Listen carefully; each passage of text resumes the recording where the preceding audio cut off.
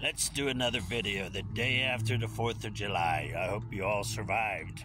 You got all your fingers still and you're not in jail somewhere.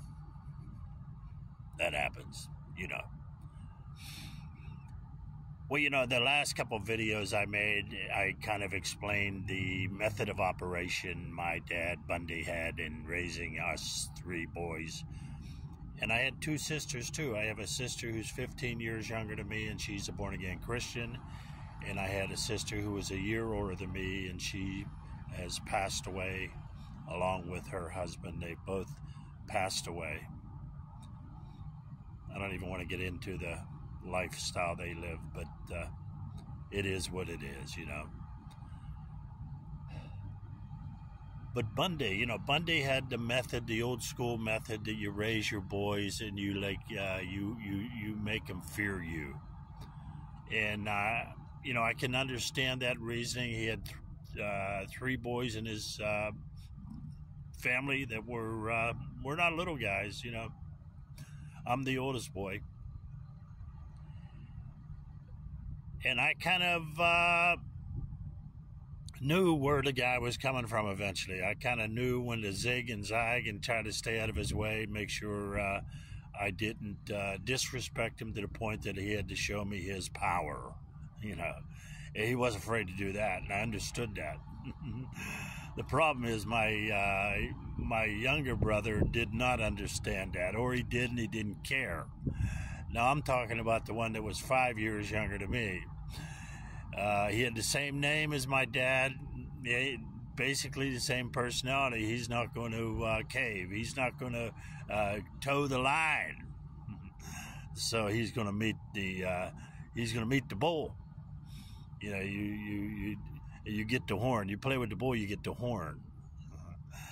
And I seen that in my little brother, and he would talk back to my dad. He'd get up in the middle of the night and steal the car and ride around, pick up all his buddies and ride around town. And, of course, he ran through 3 different towns. The police chased him, and eventually they called my dad and said, we got your son down here. And, of course, it was lights out that night, many nights. My brother told me he used to go to school with black eyes from my dad. That was my dad's way of saying, you know, when you mess up, you're gonna pay the price. And I don't know. He must have been willing to pay the price. I've seen him talk back to my dad from up in his room. My dad had to go up there like 6 times and pound them.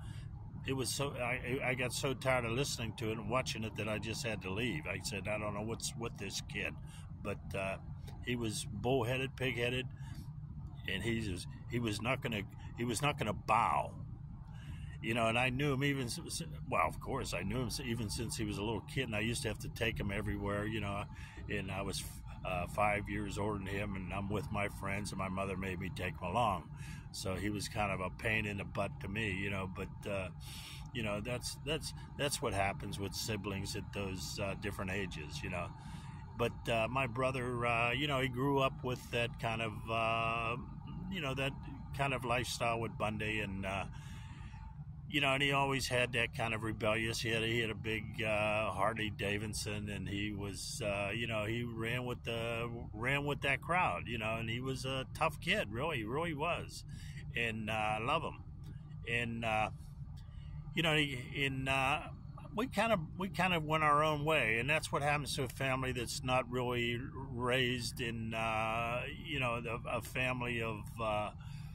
Where the family is actually not just showing you power, but showing you love and showing you a lifestyle of everybody get along, get together, and support each other. We kind of raised ourselves. That's what happens.